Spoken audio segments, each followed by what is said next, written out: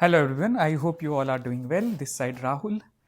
Previous year question decoder series already हमने कई themes discuss कर लिया है. आज बारी है एंशियंट हिस्ट्री की. हम कुछ इंपॉर्टेंट थीम्स देखेंगे. उन थीम्स में हमें एग्जैक्टली क्या पढ़ना है उसे भी देखेंगे.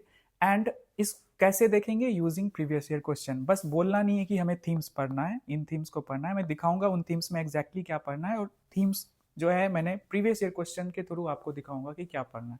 ठीक है. और अगर आप इस चैनल पे नए हो तो इस चैनल को सब्सक्राइब कर लो एंड इस वीडियो को लाइक कर दो. सो let us start. First theme है अशोकन इंस्क्रिप्शंस. हम देखते हैं क्वेश्चंस. 2025 में क्वेश्चन है, 2022 में क्वेश्चन है, 2020 में क्वेश्चन है, 2019 में क्वेश्चन है. क्या है क्वेश्चन? थीम क्या है? अशोकन इंस्क्रिप्शन. देखो बेसिकली अगर आपने देखा होगा कि थीम आइडेंटिफिकेशन जो हमें कोई बताता है यूट्यूब पे या कहीं भी, वो आपको बता देगा मौर्यन पीरियड पढ़ना है और मौर्यन पीरियड में आपको अशोका पढ़ना है. बट अशोका में एग्जैक्टली क्या पढ़ना है ये नहीं बताते. अभी मैं आपको दिखाता हूँ हमें एग्जैक्टली क्या पढ़ना है. सो अशोकन इंस्क्रिप्शन के बारे में है. और क्या कहा गया है कि ये जो कुछ डेजिग्नेशन है ना, वो मतलब कि क्या उनका मतलब क्या है, किस लेवल से वो कनेक्टेड है. So basically Ashokan inscription source है और कुछ डेजिग्नेशन है वो किस एडमिनिस्ट्रेशन का किस लेवल से कनेक्टेड है, मतलब जुड़े हुए हैं. तो ऑल टुगेदर अशोकन इंस्क्रिप्शन ही सोर्स है. 2025 का क्वेश्चन. देन वी हैव 2022 का क्वेश्चन कि कुछ मेजर अशोकन जो एडिक्ट्स हैं उनका स्टेट वाइज लोकेशन. क्वेश्चन इस तरीके से पूछा है. ठीक है. देन अगेन एक इंस्क्रिप्शन में अशोका के बारे में डिस्क्रिप्शन पूछा है. यहाँ भी डिस्क्रिप्शन ही कह लो, यहाँ भी डिस्क्रिप्शन ही कह लो. एंड 2019 में भी देखो रानियो अशोक जो नाम है किंग अशोका का, वो किन इंस्क्रिप्शन में आएगा. सो ऑल टुगेदर इवन जो सबसे अनसर्टेन ईयर्स थे हिस्ट्री के सेंस में कह लो, अनप्रिडिक्टेबल ईयर 2021 से टू बी प्रिसाइज, या 2020 से कह लो, से 2024 तक था. 2025 में ट्रेंड चेंज हो गया, थोड़ी हिस्ट्री इजी हुई. मे बी हम उम्मीद करें कि 26 में ही ऐसा हो. पर मुझे ऐसा लगता है कि जो सबसे ज़्यादा अनप्रिडिक्टेबल ईयर्स या सबसे टफ ईयर्स जो हिस्ट्री के लिए था, उस समय भी ये थीम देखो रिपीट हो रहा था. ठीक है. एग्जैक्टली हमें अशोकन इंस्क्रिप्शन पढ़ना है और उसमें डिस्क्रिप्शन पढ़ना है और मेजर एडिक्ट्स का लोकेशन पढ़ना है. जो साइट है ना, 14 मेजर एडिक्ट्स हैं. और जो माइनर एडिक्ट्स हैं बहुत सारे हैं. हमें माइनर एडिक्ट्स में क्या करना है, जो इंपॉर्टेंट वंस जो PYQs में आया हो उतना ही पढ़ना है. आप कोई भी सोर्स फॉलो करो, इट डिपेंड्स अपॉन यू. ठीक है. चाहे हमारी ब्लू बुक फॉलो करो या कोई भी सोर्स फॉलो करो, बट ये आपके मतलब कमांड आपको प्रीलिम्स से पहले इस थीम पर होना चाहिए. ठीक है.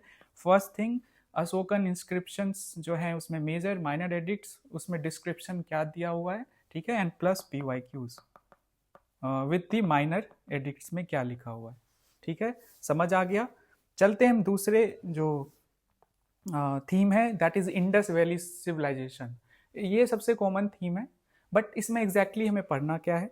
So let us see. ये मोहनजोदारो है. इसमें इंपॉर्टेंट साइट्स, इस पे क्वेश्चन मेनली आ रहा है. ये साइट्स ही हैं. ठीक है. साइट्स में हमें थोड़ा बहुत जो इम्पोर्टेंट उन साइट्स के बारे में जो स्पेशलिटी है या डिस्क्रिप्शन है वो हमें देखना है. जैसे मैं दिखाता हूँ, डांसिंग गर्ल मोहनजोदारो में मिला है, तो इसके बारे में थोड़ा सा डिस्क्रिप्शन है कि ये किस चीज़ से बना हुआ है. एक 2021 का क्वेश्चन है, धोलावीरा यूनेस्को के वर्ल्ड हेरिटेज साइट में आने की वजह से भी ये न्यूज़ में था एट दैट टाइम. यहाँ भी डिस्क्रिप्शन है इस इंपॉर्टेंट साइट के बारे में.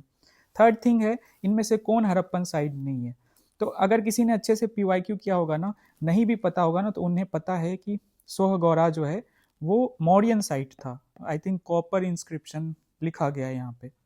तो ये बाहर हो जाएगा. ये आपको नहीं पता होगा, ये नहीं पता होगा, ये दोनों ना पता हो, बट ये आपको पता होगा कि ये नहीं है. 2019 का क्वेश्चन है. सो IBC में हमें क्या पढ़ना है, इस थीम में क्या पढ़ना है, इंपॉर्टेंट साइट्स. ठीक है. एंड उसका थोड़ा बहुत डिस्क्रिप्शन. इसी पे प्रीवियस ईयर क्वेश्चंस फ्रेम हो रहे हैं. फाइन. लोथल कई बार पूछा गया है, मतलब मैंने 2019 तक इंक्लूड किया. अगर पीछे जाओ ना, लोथल मल्टीपल टाइम्स पूछा गया, इवन धोलावीरा पूछा गया. फाइन, 2 थीम्स क्लियर हो गए। उन 2 थीम्स में क्या पढ़ना है देख लिया फ्रॉम प्रीवियस ईयर क्वेश्चंस। एक और थीम बताता हूं, देखो जो साइट्स होते हैं, अभी हम देख रहे थे आईवीसी का, ठीक है, बुद्धिस्ट साइट्स भी पूछे जाते हैं और भी बहुत सारे साइट्स पूछे जाते हैं, उसमें अनप्रिडिक्टेबिलिटी बहुत ज़्यादा होती है। आईवीसी का तो आपको पता है यहाँ प्रिडिक्टेबल है, लेकिन उसके अलावा जो साइट्स हैं डिफरेंट एंशिएंट हिस्ट्री में वो बहुत अनप्रिडिक्टेबल होते हैं। बट एक साइट है जो प्रिडिक्टेबल है, दैट इज पोर्ट्स। इस पे आपको 23 में क्वेश्चन दिखा, 20 में भी क्वेश्चन दिखा। कोरकई, पुम पुहार एंड मुचीरी, अगर कोरकोई किसी मैप में कहीं पढ़ा होगा ना तो उसी से ये आंसर कर लोगे। सिमिलरली मुझे याद था 2020 का ये क्वेश्चन है, चौल मुझे याद था, तो चौल, घंटासाला एंड कटूरा।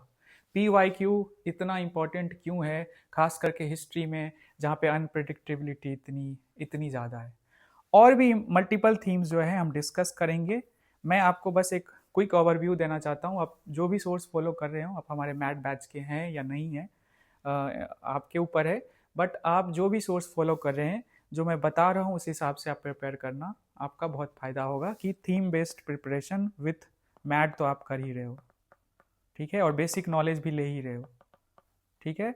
सो थीम्स से ना बहुत क्लैरिटी मिलती है, क्वेश्चन रिपीट होता है और हमारे लिए ईजी हो जाता है। और कहा जाता है कि प्रीलिम सबसे अनप्रिडिक्टेबल है, बट अगेन अगर इस तरह से आप एनालाइज करो तो आपको खुद रियलाइज होगा कि हाँ, प्रिडिक्टेबिलिटी प्रीलिम्स के अंदर भी है। एंड PYQ डिकोडर सीरीज इसीलिए आया है। अभी एंशिएंट हिस्ट्री में कुछ थीम्स और हैं जो हम कल देखेंगे, फिर हम फर्दर जो हिस्ट्री के थीम्स हैं इन मेडाइवल आर्ट एंड कल्चर, जैसे एंशिएंट में बुद्धिज्म और जैनिज्म, मैंने इसको आर्ट एंड कल्चर के अंदर ही इसे डिस्कस करना है, ठीक है। देन मॉडर्न हिस्ट्री, उसमें तो एक थीम मैंने आपको दिखाया था, government of India act 1935 and 1919, जिसपे क्वेश्चन रिपीट होते हैं। तो हम ऐसे थीम्स, मल्टीपल थीम्स जो हैं उसे और अच्छे से देखेंगे। फाइन, अगेन कहूँगा इस चैनल पे नए हो तो इसको सब्सक्राइब कर लीजिए। एंड चलते हैं आज के करेंटली पे। टोटल 5 आर्टिकल्स हैं, 6 PYQs लिंक्ड हैं इससे, ठीक है। प्रायोरिटी सेक्टर लैंडिंग, ठीक है। देन वी हैव जो है डिजिटल करेंसी को लिंकिंग की बात की जा रही है अमॉन्ग ब्रिक्स कंट्रीज, जो है इस पे PYQ हम देखेंगे। Then we have green hydrogen, ठीक है। ये पुराना आर्टिकल है 2 या 3 दिन पहले, बट मैंने इसको इंक्लूड किया। 2023 में 2 PYQ इस पे आए थे, और अभी मुझे लगता है ग्रीन अमोनिया में भी 2026 में इस पे क्वेश्चन आए, ठीक है। देन वी हैव UAE के साथ जो हमारी रिलेशनशिप है बेटर हो रही है, खास करके डिफेंस के टर्म में, अभी जो रिसेंटली UAE के प्रेसिडेंट भारत आए थे, ठीक है। सो और भी आर्टिकल्स हैं जिसे हम कवर करेंगे। स्टार्ट करते हैं। पहला आर्टिकल इकोनॉमिक्स के टर्म में इंपॉर्टेंट है, प्रायोरिटी सेक्टर लैंडिंग, UPSC का फेवरेट टॉपिक रहा है, 10 साल के बाद देखो रिपीट कर दिया। Micro and small enterprise and all banks, देखो दोनों ऑलमोस्ट सेम ही है। सो कैसे रिपीट होता है ये तो मैं और अच्छे से इकोनॉमी का जब करवाऊंगा बताऊंगा। अभी के लिए हम इस आर्टिकल को देखते हैं। सबसे पहले आप इस क्वेश्चन को सॉल्व कीजिए, ठीक है, एंड कमेंट सेक्शन में लिखते जाना है। फाइन, सो हाँ, स्टार्ट करने, इसको डिस्कस करने से पहले तब तक आप क्वेश्चन कीजिए। एक चीज़ और बताना है, कॉम्बैट जो है हमारा ऑल इंडिया टेस्ट है, जो आपको 25 जनवरी को देना है। GS as well as CSAT, proper 2 hours में 24 सिटीज़ में ये हो रहा है। आपने अगर रजिस्ट्रेशन अभी तक नहीं करवाया तो डेफिनेटली जाके करवाइए, एंड बिना डरे कि हमारा सिलेबस अभी कंप्लीट नहीं हुआ है। एक तरह से आपकी वीकनेसेस जो है ना वो बाहर आएंगी, नंबर कम आएगा चलेगा, बट खुद को अगर आप नहीं मतलब डालोगे ऐसे सिचुएशंस में जो असली प्रीलिम्स जैसे होता है, तो फिर आप कैसे समझ पाओगे कि आपकी गलतियाँ, फियर ही को ही जीतने दोगे क्या? उससे आगे हमें बढ़ना है। एंड अपार्ट फ्रॉम दिस, जो हमारा 2026 का डेडिकेटेड ग्रुप है, जिस पे मैं स्पेशली प्रीलिम्स के को लेकर छोटे छोटे नोट्स डालता हूँ, जैसे आज डालूंगा ग्रीन अमोनिया पे, जो मेरे दिमाग में बहुत दिनों से था, green hydrogen and green ammonia पे डालूंगा। तो अभी तो उस ग्रुप पे मैं जा नहीं सकता, बट आप अगर उस ग्रुप पे जाना चाहते हो तो इस वीडियो के लिंक में जो सेकेंड लिंक है उस पर क्लिक करके पहुंच सकते हो। अपार्ट फ्रॉम दिस ऑल्सो एक और चीज़ मैं करवाता हूँ, जो करंट अफेयर्स जो करेंटली ये है हमारा, जिसमें हम daily 5 to 6 articles with PYQs cover करते हैं। PYQ तो सॉल्व करते ही हैं, इसके अलावा इससे जो क्वेश्चंस फ्रेम होते हैं वो आपको करेंटली का क्वेश्चन अगर आप सॉल्व करना चाहो, मैं ऐसे इससे प्रचार करना नहीं चाहता हूँ यहाँ पे, अगर करना चाहो, बहुत सारे बच्चे डालते हैं ना, तो पीवाईक्यूज तो मैं करवा ही रहा हूँ इन टॉपिक्स पे। अगर करना चाहते हो तो एक चैनल है छोटा सा, भुटकुन नाम से, तो उस पर आप उन क्वेश्चंस को प्रैक्टिस कर सकते हो। 8 PM एवरी डे वो पोस्ट किया जाता है, ठीक है। और मे भी अगर पॉसिबल होगा मुझसे तो उन क्वेश्चन को हमारे डेडिकेटेड ग्रुप जो 26 वाला है उस पर भी पोस्ट कर दूंगा। अगर नहीं हो पाया तो आप उस पर जुड़ सकते हो, ये आपके ऊपर है, कोई बाइंडिंग नहीं है। मैं सारी चीज़ें कोशिश करता हूँ कि इन चीज़ों पे क्लास में ही चीज़ें डिस्कस कर दूँ, अगर ज़रूरत पड़ेगी तो ही आप वहाँ जाना, ठीक है। स्टार्ट करते हैं। प्रायोरिटी सेक्टर लैंडिंग, मुझे ये थोड़े से अच्छे ढंग से समझाना है। इसमें कुछ चेंजेस कर रही है हमारी RBI।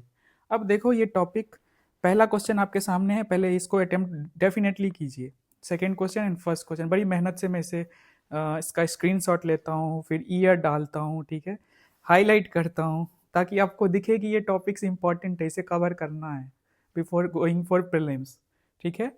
देखो, तो इसमें समय लगता है, काफ़ी समय लगता है, लेकिन अगर आप इसे सॉल्व करोगे तो मुझे अच्छा लगेगा। कमेंट सेक्शन में आप सॉल्व कर सकते हो। हाँ, तो पहला क्वेश्चन है, priority sector lending by banks in India constitutes the lending to, कहाँ?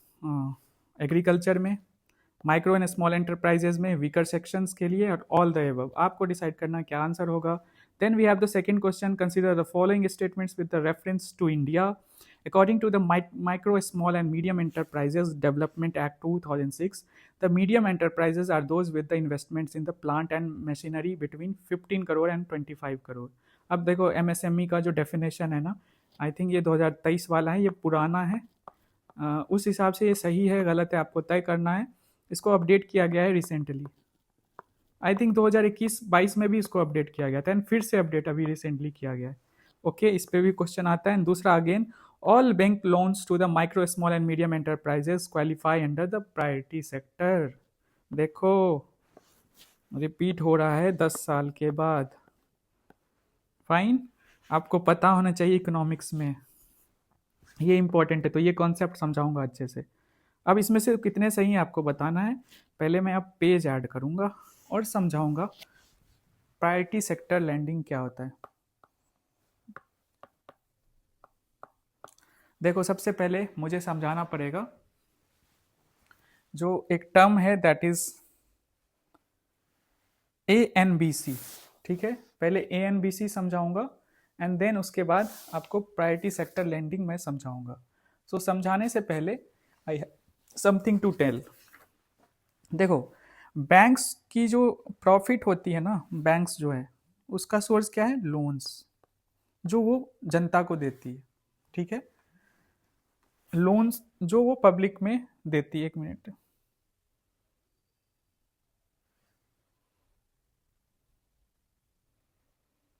Just give me a minute, मुझे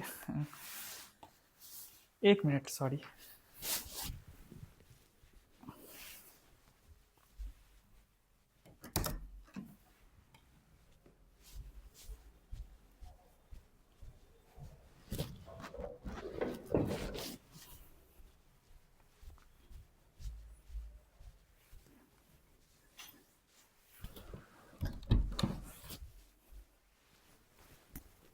ओके, सो सबसे बड़ा सोर्स बैंक का क्या होता है? लोन देने का। ये इनकम का सोर्स क्या है? लोन देना। अब मैं आपको समझाता हूँ एक चीज़। लोन बैंक जो देती है, सपोज दैट 100 रुपीज़ का लोन दिया, 100 करोड़ ले लो, बहुत कम हो गया, ठीक है, CR का लोन दिया। ओके, अब हो सकता है कि जो 100 करोड़ का लोन एक बैंक दे रही है, तो उसमें से 10 करोड़ उसने RBI से लिया हो, बोरो करके लोन दे रही हो। तो नेट जो बैंक लोन है, ये बैंक नेट बैंक क्रेडिट कह लो, एक टर्म है, वो कितना हो गया? 100, और जो बोरो मनी किया 90 करोड़ एक्चुअल मनी जो है बैंक दे रही है एज अ लोन। 10 करोड़ तो उसने बोरो किया, तो this is net banking credit. मैं आऊंगा इस पे, पहले मुझे समझाने हैं दो टर्म्स। NBC आपको समझ आ गया होगा कि एक्चुअल जो बैंक के पॉकेट से पैसे जा रहा है इन द लोन्स। अब then there is a term that is adjusted net banking credit, exactly यही टर्म है। Yes, adjusted net banking credit. अब ये मुझे समझाना है, ध्यान से सुनना, ये इंपॉर्टेंट है। अरे यार किधर गया, हाँ ये मुझे समझाना है अच्छे से। एनबीसी आपको समझ आ गया होगा। अब एडजस्टेड बैंक क्रेडिट क्या है? देखो, बैंक्स क्या करती है, लोन्स में भी पैसे देती है और कॉरपोरेट बॉन्ड्स भी खरीदती है। ये भी सोर्स है इसके प्रॉफिट का, बस लोन्स नहीं है। तो बैंक क्या करती है, जस्ट सपोज 100 रुपये 100 करोड़ उसने लोन्स में पैसे लगाए जहां से उससे प्रॉफिट आएगा, एंड 50 करोड़ उसने कॉरपोरेट बॉन्ड्स खरीदा।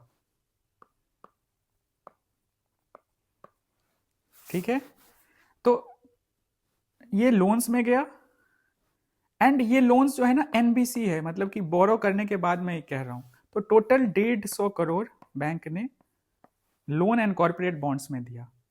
तो इसको बोलते हैं नेट, एन क्या था, इसका फुल फॉर्म क्या है, A N B C, that is adjusted net bank credit. तो बस लोन को हम काउंट नहीं कर रहे हैं जो उसने एक्चुअली दिया है बिना बोरो मनी किए हुए, मतलब उसको डिडक्ट करके, कॉरपोरेट बॉन्ड्स को भी हम काउंट कर रहे हैं। अब मैं ये क्यों आपको समझा रहा हूं, इसके पीछे का राज है पीएसएल। अब पीएसएल है क्या, प्रायोरिटी सेक्टर लैंडिंग। देखो, बैंक्स जो लोन देती है ना, तो उसमें से कुछ लोन्स हमारी गवर्नमेंट ने तय कर रखी है कि वो सोशली या इकोनॉमिकली वीकर सेक्शन को जाना चाहिए। ठीक है, सर्टेन परसेंटेज ऑफ लोन्स जितना बैंक दे रही है वो जाना चाहिए टू दी ये weaker section of the society.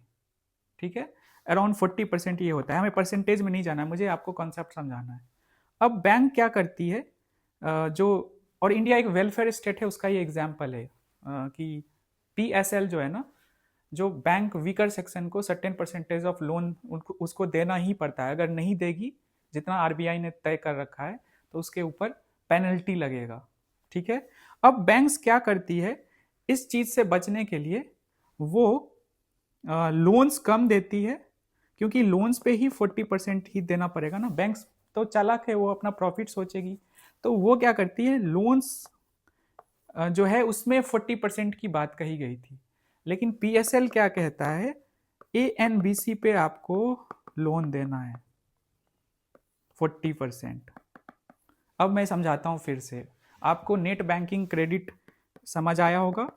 Bank क्या कहेगी, उसने क्या किया, 100 करोड़ लोन दिया, ये एनबीसी है सपोज, मैंने डिडक्ट कर दिया बोरो वाला। अब बैंक ने 100 करोड़ दिया, बैंक क्या कहेगी, हम 40% इस पे पीएसआई, जो जितने 100 करोड़ के मैंने लोन्स दिया ना, इसमें पीएसएल 40% जाएगा। अब और वो क्या करेगी, 100 करोड़ जो है का कॉर्पोरेट बॉन्ड खरीद लेगी प्रॉफिट के लिए।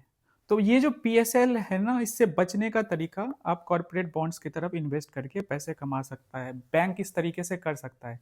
बट जो हमारी आरबीआई है उसने ये कहा कि एनबीसी पे हम पीएसएल काउंट नहीं करेंगे, नेट बैंकिंग जो क्रेडिट है उस पर पीएसएल काउंट नहीं करेंगे, आप जो इन्वेस्ट कर रहे हो उसको भी हम कंसिडर करेंगे और उस पर आपको 40% पीएसएल देना पड़ेगा। आया समझ में? तो 100 करोड़ अगर बैंक ने एनबीसी दिया है और 100 करोड़ उसने इन्वेस्ट कर रखा है इन जो कॉरपोरेट बॉन्ड्स हैं, तो 200 करोड़ के ऊपर इसी को हम बोलेंगे एएनबीसी का 40% पीएसएल में जाएगा। तो बैंक जो चालाकी कर रही थी उसको ध्यान में रखते हुए एएनबीसी कॉन्सेप्ट आया, और इसको कंसीडर किया जाता है वाइल जो है काउंटिंग कैलकुलेटिंग पीएसएल। समझ आ गया होगा, बेसिक चीजें समझ आ गई होगी। अब मैं बताता हूं होल थिंग। सो बेसिकली थोड़ा सा मैं इसको आपको दे देता हूं। RBI has tightened and clarified priority sector lending norms to improve transparency, prevent misuses and strengthen oversight. इस सब में नहीं जाना है, बहुत डेप्थ में नहीं जाना है मुझे। देखो, बहुत डेप्थ में जाने की जरूरत भी नहीं है, स्ट्रेट फॉरवर्ड क्वेश्चंस आ रहे हैं। कौन सा सेक्टर काउंट किया जाता है प्रायोरिटी सेक्टर में, परसेंटेज भी नहीं पूछा है। कितने लोग परेशान होते हैं, कितना परसेंट ये बैंक देती है, वो कॉमर्शियल बैंक देती है, जो ग्रामीण लेवल पे बैंक कितना देती है, उसको लेकर परेशान होते हैं। देखो पीवाईक्यू में उतना कुछ है ही नहीं, परसेंटेज तो है ही नहीं, बस पूछ रहा है कौन सा काउंट होता है।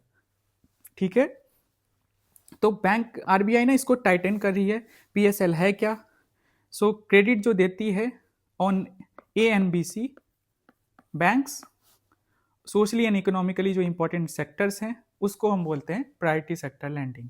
ठीक है, और ए एन बी सी कॉन्सेप्ट मैंने आपको समझा दिया।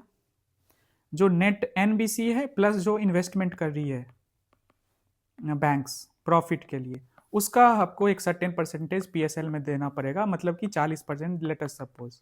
ठीक है, और मेजर सेक्टर्स इसी से क्वेश्चन फ्रेम हो रहा है। एग्रीकल्चर है, माइक्रो एंड स्मॉल, ये तो 2 बार आ गया है 2013 एंड 23 में, देख ही लिया आपने। एक्सपोर्ट क्रेडिट है, एजुकेशन लोन्स है, हाउसिंग है, सोशल इंफ्रास्ट्रक्चर है, renewable energy and weaker section जो है स्मॉल एंड मार्जिनल फार्मर्स, तो ये इंक्लूड हो ही गया है। And self help groups, low income groups, इन सबको काउंट किया जाता है जब ये लोन दिया जाता है। आपको समझ आ गया होगा पीएसएल क्या है, पीएसएल में कौन कौन से सेक्टर्स काउंट होते हैं, एंड पीएसएल कैसे काउंट कैलकुलेट किया जाता है जब बैंक लोन्स देती है, जिसमें ए एन बी सी का concept and N B C का कॉन्सेप्ट आपको समझ आया होगा। ठीक है, चले हम आगे, क्लियर हो गया होगा। चलते हैं दूसरे आर्टिकल पे। आपको पता है ब्रिक्स का जो 18th समिट है वो इंडिया में 2026 में होगा। ठीक है, अब भारत की जो रिजर्व बैंक है ना, अच्छा ये मैं बताऊंगा, पहले ये क्वेश्चन कर लो, मैं ही भूल जाता हूँ, मैं फ्लो में रहता हूँ ना, भूल जाता हूँ कि मुझे क्वेश्चन भी करवाने। सो आपके सामने क्वेश्चन है, with the reference to central bank digital currencies consider the following statements. It is possible to make payments in digital currency without using US dollar और स्विफ्ट सिस्टम। क्या ये पॉसिबल है कि डिजिटल पेमेंट्स जो हम कर सकते हैं बिना यूएस डॉलर को यूज किए हुए, और स्विफ्ट सिस्टम, इसी पे तो आज का आर्टिकल है। And a digital currency can be distributed with the condition programmed into it such as time frame for spending it. ये भी देख लीजिए क्या सही है गलत है, आपको तय करना है, मैं अंतिम में बताऊंगा। लेट अस सी। देखो आरबीआई ने सजेस्ट किया है, जो ब्रिक्स कंट्रीज के सेंट्रल बैंक्स हैं उनको सजेस्ट किया है, अभी ये हिडन है, सोर्सेस से पता चला है, आगे और इस पर क्लैरिटी आएगी। जो भारत में 18th ब्रिक्स समिट 2016 में होने वाला है, तो आरबीआई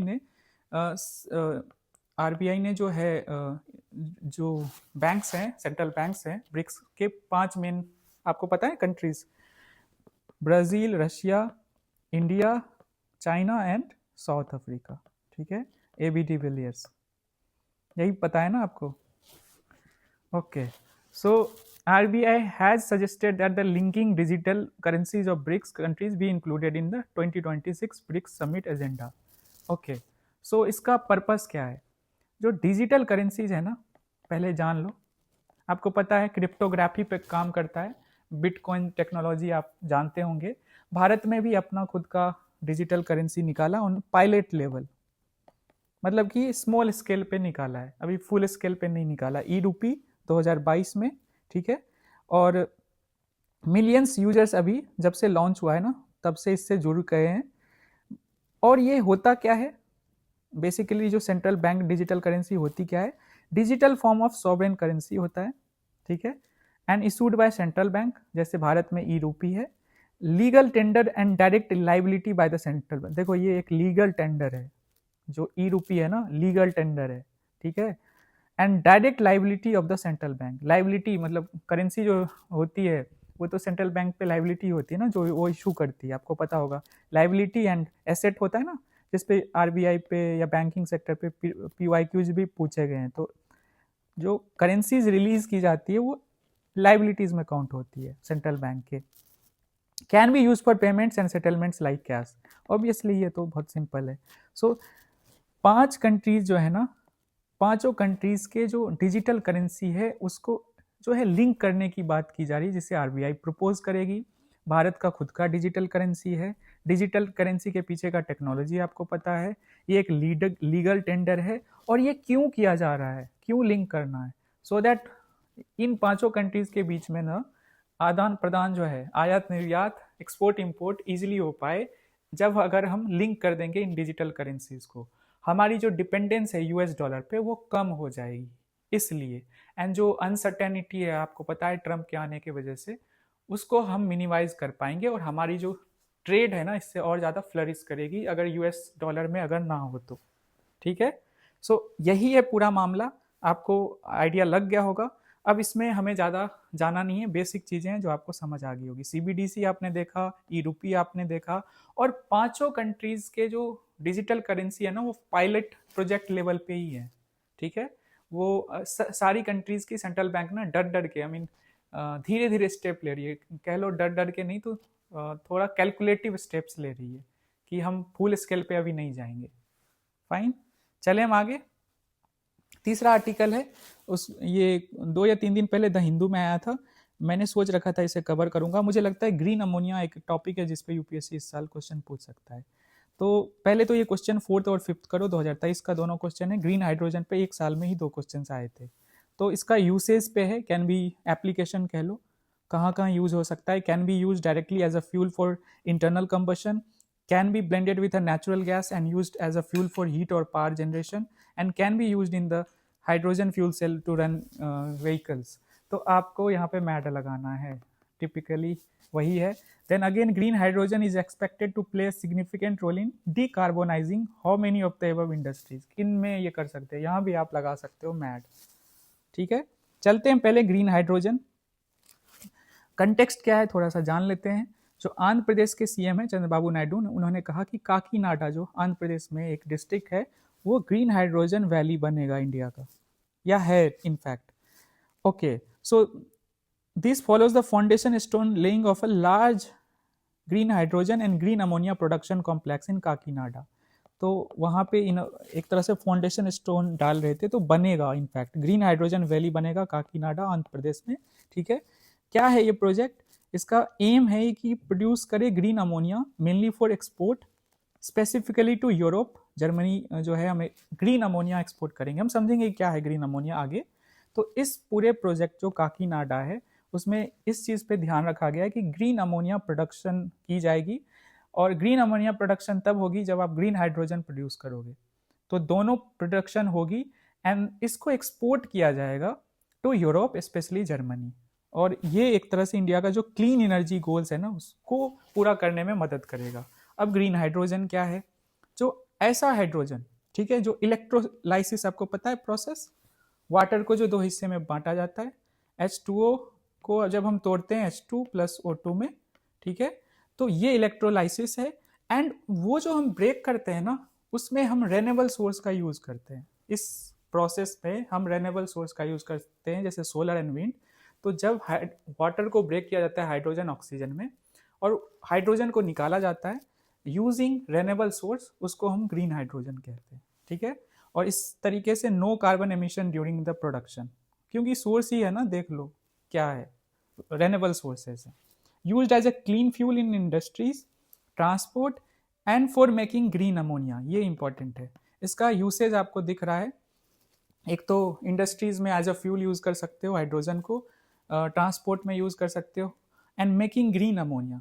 ठीक है, then we have green ammonia, ammonia produce using green hydrogen instead of fossil fuels. ये है इंपॉर्टेंट।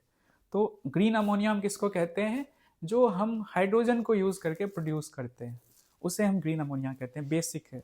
ठीक है, और इसमें भी कार्बन आपने यूज, कार्बन जो है फुटप्रिंट नहीं है, कार्बन फ्री प्रोडक्शन प्रोसेस है ये, and can be used as fuel, fertilizer and for easy storage of transport of hydrogen। देखो एक दूसरे के यूज में आ रहा है। अगर आपको हाइड्रोजन को ट्रांसपोर्ट करना है ना, इजी स्टोरेज एंड ट्रांसपोर्ट करना है, उसमें भी आपको ग्रीन अमोनिया की यूसेज पड़ेगी। और ग्रीन अमोनिया बनेगा कब? जब आपके पास ग्रीन हाइड्रोजन होगा। ये है पूरा कॉन्सेप्ट, आ गया समझ? अब टाइप्स ऑफ जो हाइड्रोजन है, आपको ग्रे हाइड्रोजन दिख रहा होगा जहाँ पे आप फॉसिल फ्यूल्स को यूज करते हो, नेचुरल गैस। ठीक है, मतलब कि हाइड्रोजन प्रोडक्शन जहाँ पे आपके पास सोर्स क्या है, नेचुरल गैस। ब्लू हाइड्रोजन में क्या है, यहाँ भी आपको जो है, यहाँ क्या होता है, आप कार्बन कैप्चर कर लेते हो। देखो ये सब बेसिक चीज़ें हैं। ग्रीन हाइड्रोजन फिर है, ब्लैक हाइड्रोजन, पिंक, देख लेना, मैंने इसको इंक्लूड कर दिया है, पूरे डिटेल में बताने की ज़रूरत नहीं है। हमारे लिए ग्रीन हाइड्रोजन, ग्रे हाइड्रोजन पता होने चाहिए, ठीक है, और ग्रीन अमोनिया पता होना चाहिए। और काकीनाडा जो है भारत का ग्रीन हाइड्रोजन वैली बनने वाला है। ओके, चलें आगे। अब है इंडिया के जो यूएई के जो प्रेसिडेंट है वो इंडिया आए हुए हैं, तो उसी पे ये आर्टिकल है। एक टर्म है लेटर ऑफ इंटेंट, ये मुझे बताना है, और एक टर्म होता है MOU। जब दो कंट्रीज के मतलब कि राष्ट्राध्यक्ष मिलते हैं तो आपको न्यूज़ में दिखता होगा कि बहुत सारे MOUs साइन किए गए, ठीक है। तो अभी मुझे इसका डिफरेंस बताना है और क्या हुआ है, थोड़ा बहुत उसमें आपको ले जाना है। सबसे पहले आप इस क्वेश्चन को कीजिए, यूपीआई किन कंट्रीज में आउट ऑफ दिस 5 कंट्रीज आपको बताना है कि जहाँ पे एज मतलब कि मर्चेंट पेमेंट एक्सेप्ट किया जाता है इन 5 कंट्रीज में। ओके, सो सबसे पहले इंडिया और यूएई रिलेशन काफ़ी इंपॉर्टेंट है, और कह लो तो सबसे ज़्यादा ट्रस्टेड पार्टनर अगर मिडिल ईस्ट में कोई कंट्री है तो दैट इज़ यूएई। और बस ट्रस्टेड नहीं है, हमारे फाइनेंशियल जो रिलेशन है बहुत स्ट्रॉन्ग है। आपको पता होगा CEPA हमने साइन किया है विथ यूएई, ठीक है, और हमारा ट्रेड लगातार बढ़ रहा है। और तीसरा सबसे बड़ा, अगर EU को हटा दो तो तीसरा सबसे बड़ा ट्रेडिंग पार्टनर है इंडिया का यूएई। अभी देखो रिसेंटली क्या हुआ था कि एक नेटो तरीके का पैक्ट साइन हुआ था between Saudi Arabia and Pakistan. इस वजह से जो है भारत के लिए एक तरह से ये क्योंकि सऊदी अरेबिया भी भारत का एक बहुत इंपॉर्टेंट पार्टनर है इन मिडिल ईस्ट, भारत के लिए भी सोचने की ज़रूरत पड़ गई, ठीक है। उथल पुथल जो है एक तरह से रिलेशन में मच रहा है।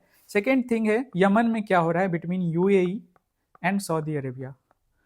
दोनों बहुत ही क्लोज अलाइज रहे हैं, फ्रेंड्स रहे हैं कह लो, और दोनों के बीच में जो यमन में जिस तरह से पावर ट्रांसफ़र हो रहा है जो है, इस वजह से हमने कई बार डिस्कस किया है, मैं उतना डेप्थ में जाना नहीं चाहता हूँ।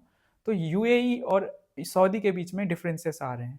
और दूसरा मैंने बोला नाटो के तरीके का जो है पैक्ट साइन किया गया बिटवीन पाकिस्तान की जो मिलिट्री है और बिटवीन यूएई टू भी कह लो पाकिस्तान की गवर्नमेंट, ठीक है। सो इस वजह से अभी रिसेंटली यूएई के प्रेसिडेंट भारत आए थे, मतलब उनका ऐसे ही था ये टूर, बट ये इंटेंट एक तरह से दिखाता है कि जो उथल पुथल मचा है इस रीजन में कह लो, इस वजह से रिलेशन जो है ना डिफेंस के ऊपर ज़्यादा फोकस किया जा रहा है। सो लेटर ऑफ इंटेंट साइन किया गया है स्ट्रैटेजिक डिफेंस पार्टनरशिप जो है यूएई के बीच में, जिसमें कि हम अपग्रेडेशन की बात कर रहे हैं। इस पर और क्लैरिटी आगे आएगी, हमें डिस्कस करना है लेटर ऑफ इंटेंट क्या होता है। सबसे पहले लेटर ऑफ इंटेंट क्या है कि नॉन बाइंडिंग डॉक्यूमेंट है, सोज म्यूचुअल इंटेंट। एक minute, just give me a minute. हाँ, सो लेटर ऑफ इंटेंट क्या है, नॉन बाइंडिंग डॉक्यूमेंट होता है जो दो कंट्रीज साइन करते, दो या दो से ज्यादा। Shows mutual intent and political commitment, ठीक है, and acts as a step towards formal agreement. तो ये एक प्रीलिमिनरी कह लो स्टेज है, ओके, प्रीलिमिनरी स्टेज है दो कंट्री के बीच में जो कमिटमेंट पॉलिटिकल होने वाली है, और ये नॉन बाइंडिंग होती है। अब बात मैं एमओयूज की करता हूँ। एमओयू क्या होता है, मोर फॉर्मल होता है, और ये बाइंडिंग नॉन बाइंडिंग दोनों हो सकता है। तो लेटर ऑफ इंटेंट आपको समझ आ गया होगा कि हम जो आगे पॉलिटिकली करने वाले, जैसे फॉर एग्जांपल यहाँ पे स्ट्रैटेजिक डिफेंस पार्टनरशिप की बात की जा रही है, तो आगे क्या हमारे पहले तो एक प्रिलिमिनरी जो है स्टेज होगा, एंड फर्दर हम कैसे प्रोसीड करेंगे आगे, उसके बारे में एक तरह से हम साथ में एक डॉक्यूमेंट पे साझा साक्षर साइन करते हैं, ठीक है। यही है लेटर ऑफ इंटेंट। एंड की डेटा क्या है इससे रिलेटेड, इंडिया यूएई रिलेशन से रिलेटेड हमारे पास कि 200 बिलियन जो है ट्रेड हम फाइनलाइज कर रहे हैं कि हमारा टारगेट होगा बाय 2032 हम इन दोनों कंट्रीज के बीच में। और HPCL एंड ADNOC ये यूएई की कंट्री है और ये भारत की कंपनी है। LNG डील जो है वो इतना होगा, मतलब इसमें जाने की ज़रूरत नहीं है, हमारे पास ये डेटा इंपॉर्टेंट ज़्यादा मुझे लगता है, ओके। सो इन पे भी सेपरेट जो है लेटर ऑफ इंटेंट साइन किया गया है, स्पेस पर और बहुत सारे सेक्टर्स पे, इंक्लूडिंग जो डिफेंस पार्टनरशिप हमें अपग्रेड करना है, स्ट्रैटेजिक डिफेंस पार्टनरशिप। फाइन, और भी इस पर क्लैरिटी आएगी एक दो दिनों में, तो हम इसे और अच्छे से कवर करेंगे। Last article of the day है, सिंपल है, एक कैंसर जो है मल्टीपल कैंसर्स में यूज करने वाला ड्रग है निवोलुवैम्प, ये न्यूज में है। और ये कैसा ड्रग है, ऑटो इम्यून, आपके अंदर अगर किसी को कैंसर हुआ, बहुत सारे कैंसर्स पे इसका यूसेस किया जाता है, अगर कैंसर हुआ तो ऑटो इम्यून जो है ना आपके अंदर बॉडी के अंदर कैपेबिलिटी जो है इनिशिएट की जाती है, रैदर जो है मतलब कि बॉडी का इम्यून सिस्टम खुद काम करेगा अगेंस्ट कैंसर सेल जो डेवलप हुआ है, रैदर जो है सेल्स के पास, जो कैंसर सेल्स के पास जो थेरेपी पहुंचती है और सेल को किल करती है, वो वाला तरीका इस ड्रग के थ्रू हम यूज़ नहीं करते। यहाँ पे आपके इम्यून सिस्टम को ही ये स्ट्रॉन्ग बनाया जाता है। फाइन, तो ये है निवोलुवैम्प ड्रग। अब ये न्यूज़ में है, इसके पीछे का न्यूज़ ये है कि एक कंपनी है ब्रिस्टल मायर्स स्क्विब, ठीक है, उसने इसी ड्रग पे अपना खुद का ड्रग बनाया है, ब्रांड नेम है ऑपडिवो। अभी दिल्ली गवर्नमेंट की एक जजमेंट आई थी जिसमें इस कंट्री का जो ये ड्रग है ना, सॉरी इस कंपनी का जो ये ड्रग है ना, तो उसी के तर्ज पे बायोसिमिलर ड्रग बनाने की अनुमति दे दी गई इंडिया की जो कंपनी है जाइडस, ठीक है। आपको पता होना चाहिए कि पेटेंट वाला इशू होता है, लेकिन एक बहुत इंपॉर्टेंट ये जजमेंट है हमारे प्रीलिम्स के पर्सपेक्टिव से। हमें ये देखना है कि इस जजमेंट की वजह से क्या होगा कि भारत में भी ये जो ड्रग है मतलब कि मास स्केल पे बनाया जा सकता है और ये किफ़ायती है, ज़्यादा इसका प्राइस होगा नहीं। तो एक तरह से मल्टीपल ड्रग्स के जो मतलब कि मल्टीपल कैंसर्स के जो पेशेंट्स हैं उनके अगेंस्ट, उनके ट्रीटमेंट में हम इसे यूज अच्छे से कर पाएंगे। आया समझ में? निवोलुवैम्प ड्रग का नाम है, कंपनी जो इसको बनाती है वो ब्रिस्टल मायर्स स्क्विब है, जो जिसके पास 50+ कंट्रीज में इसको लेकर पेटेंट है। दिल्ली हाईकोर्ट ने जजमेंट दिया कि जाइडस इंडियन कंपनी जो है इसी ड्रग के का बायोसिमिलर वर्जन बना सकती है। और ये इसका कितनी ज़्यादा इंपॉर्टेंस हमारे कंट्री के लिए आप समझ सकते हो कि हम one of the largest cancer patient country में से काउंट किए जाते हैं। तो आज के लिए इतना ही है। हाँ सॉरी, आंसर्स तो मैंने डिस्कस ही नहीं किया।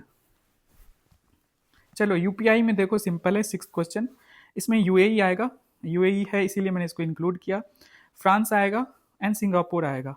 3 कंट्रीज ये हुए, 3 इंडिया के नेबरिंग कंट्रीज हैं, एक Bhutan, Bangladesh and Nepal.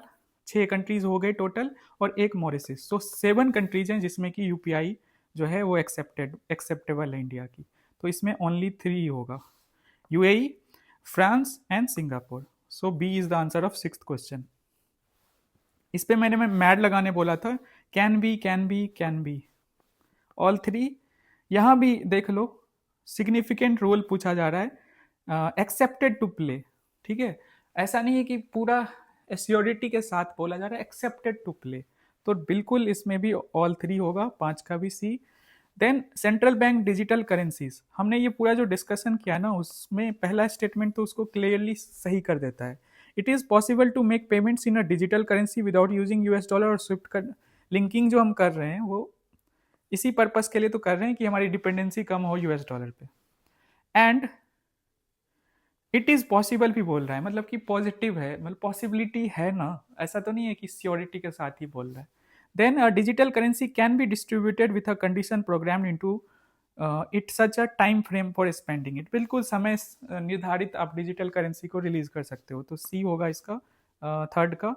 Then we have priority sector lending, obviously इन चारों सेक्टर्स में हमने देख लिया, डी होगा 1 का। एंड ये जो एमएसएमई का डेफिनेशन है ये गलत है, वैसे करंट के हिसाब से भी गलत है और उस समय के हिसाब से 2020 में जो अपडेट किया गया था उस हिसाब से भी गलत है।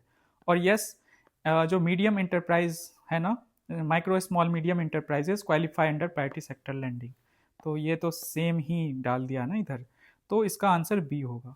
सारे आंसर्स मैंने बता दिए, 3 थीम्स मैंने बताया, और भी फर्दर जो थीम्स हैं पूरी हिस्ट्री में मैं डिकोड करूँगा।